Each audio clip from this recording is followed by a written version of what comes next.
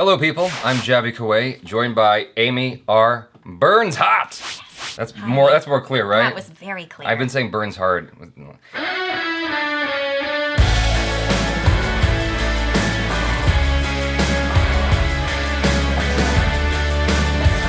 We're looking at Inside Bill's Brain, Decoding Bill Gates, the official trailer from Netflix. Given that a lot of you guys are in the tech atmosphere, I thought many of you might be interested in this, which is why we're watching it and checking it out. Hopefully it's, you know, your cup of tea, chai.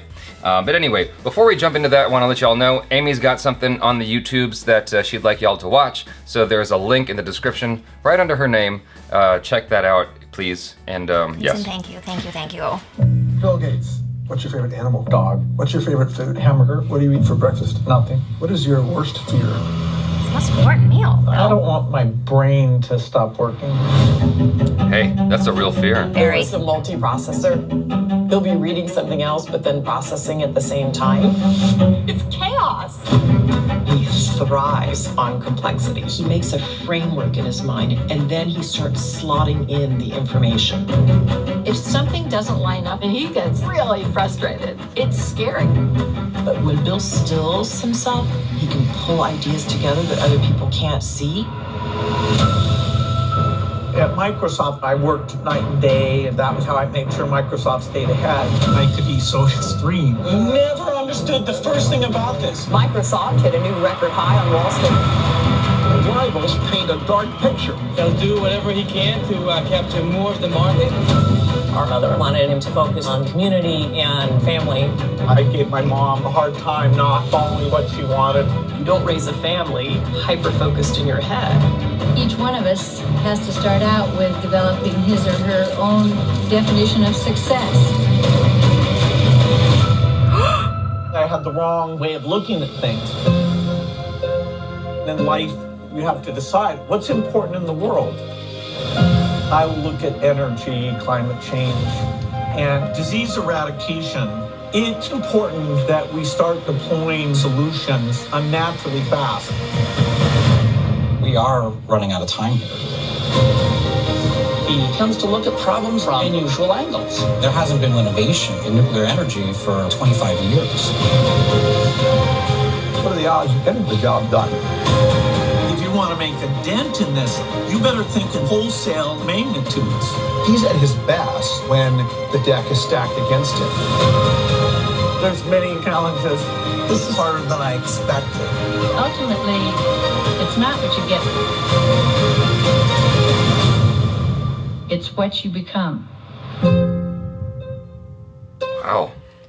That was moving. Yeah, what's interesting is, you know, growing up, I knew him as the richest guy in the world who created Windows, but I think that the next generation is going to see him as, I hate to put him in the same category as this, but it's almost like a Mother Teresa sort of character, you know, where he is doing everything he can to reshape the planet, to save it from itself. He's cured, what did he cure? He cured polio or something? Like he cured something in I think in India. He basically vaccinated or cleaned out one particular disease. I forgot what it was. He does a lot of good stuff. They showed for a brief moment at the Bill and Melinda Gates Foundation, and I actually have an aunt who used to work for them, and she can't say enough good things about it. They do amazing work. Just makes him more likable. You know, someone who's seen success like that to be so globally conscious, socially conscious. So he has hailed the Indian government's eradication of polio. He helped get rid of polio from India. Belinda Gates Foundation, the Global Polio Initiative, deployed 2 million staff to vaccinate 170 million children throughout the country on 2 dates to help finally wipe out the disease. Wipe out the disease. So yeah, polio. I was correct in my guess. You were. All right, cool. Impressive. I think what he's doing is amazing. Incredible. I love that he is making these strides to help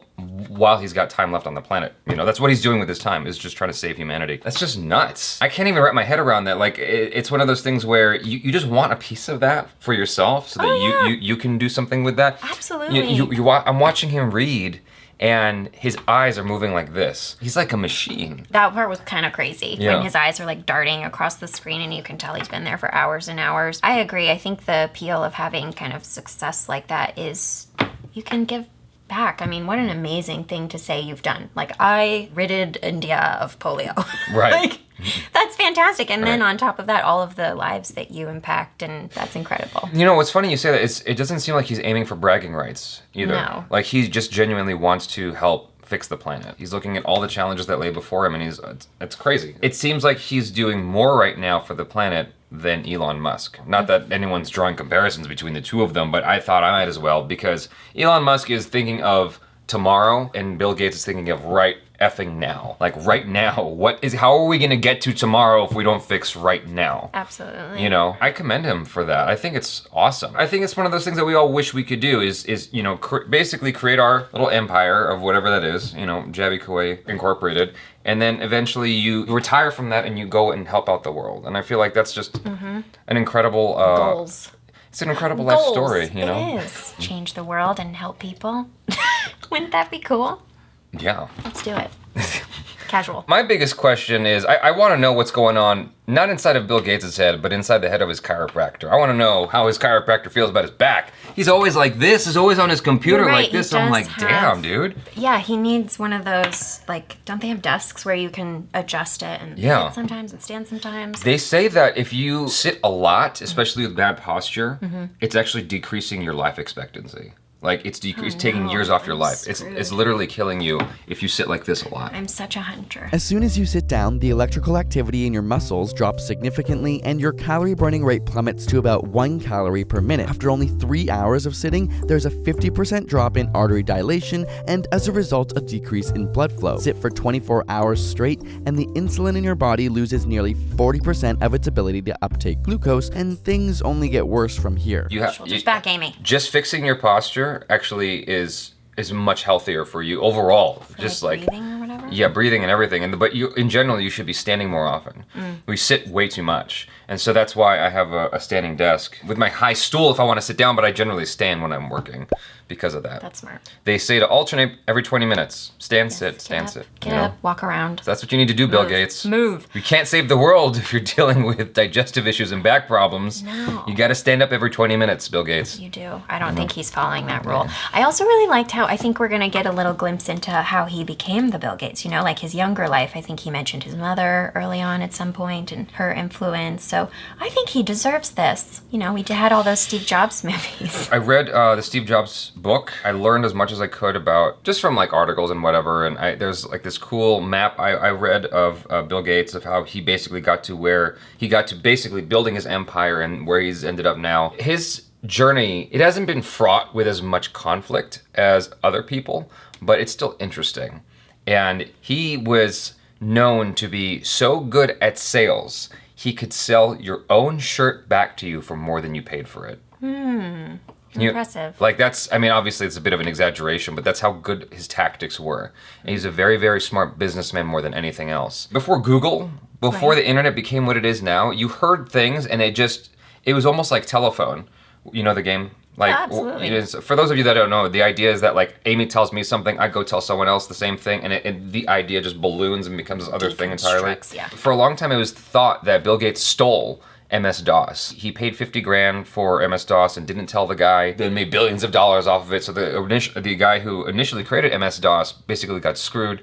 And apparently it wasn't like that at all. Apparently Bill Gates actually tried to help out that guy who created MS-DOS. And that guy he missed his flight or something where he was supposed to meet with these people to sell it to IBM or something like that. And Bill Gates basically stepped in to facilitate it and had to take over. And that's how he ended up becoming, I don't know. I'm basically truncating the story and butchering it. From the book. Yeah. No, it was from something online I saw. Oh. Yeah. Now that you've got YouTube and stuff, it's like, while there's a lot of stuff out there that's garbage, there's actually a lot of good information you can find as well. I'm not great at like holding on to that and then regurgitating it 3 years later, but why not? Yeah, but I can tell you that his story is profoundly interesting, and a lot of the things that we grew up believing about him are actually false. And he's still a very, very cutthroat guy, or at least he was. I mean, if you read, yeah, there's some moments in there where he's you read that Steve Jobs book, you're like, damn. Oh yeah, that guy, he held feet to flames. Both of them were intense people. But I think, on the same token, like, do you become someone like that without having a little bit of fire in your belly that way? I don't know. I think you have to have an intensity to you. I don't think you need to be mean, but I think you have to have